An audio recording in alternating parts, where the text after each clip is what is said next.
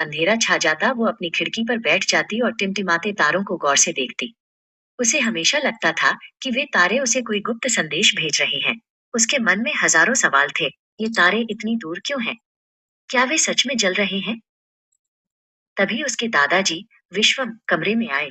उनके हाथों में एक लंबी चमकदार नली जैसी चीज थी।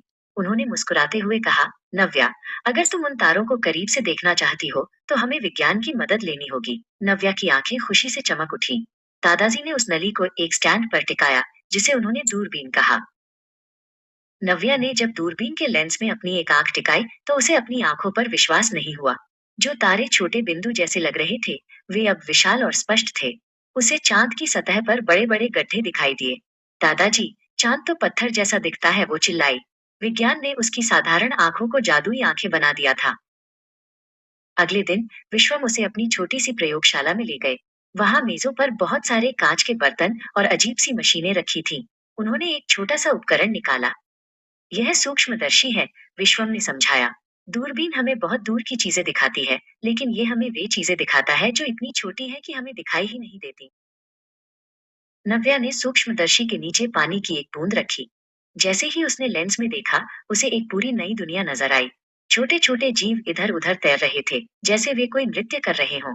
नव्या और विश्वम घंटों तक पत्तों की नसों और फूलों के पराग को देखते रहे। उन्होंने महसूस किया कि विज्ञान हर छोटी और बड़ी चीज में छिपा है। नव्या अब खुद कुछ प्रयोग करना चाहती थी। उसने एक कांच का प्रिज्म लिया और उसे सूरज की रोशनी के सामने रखा। अचानक कमरे की दीवार पर एक सुंदर इंद्रधनुष उभर आया। वो खुशी से झूम उठी। देखो दादाजी, मैंने रोशनी को 7 रंगों में बांट दिया। उसे समझ आया कि विज्ञान केवल किताबों में नहीं, बल्कि रोशनी और रंगों में भी है।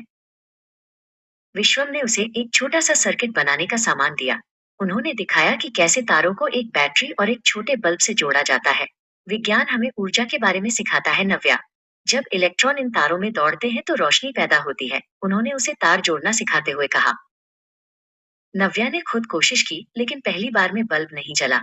वह थोड़ी उदास हो गई। विश्वम ने उसका कंधा थपथपाया और कहा, विज्ञान में असफलता का मतलब हार नहीं, बल्कि ये सीखना है कि क्या काम नहीं करता।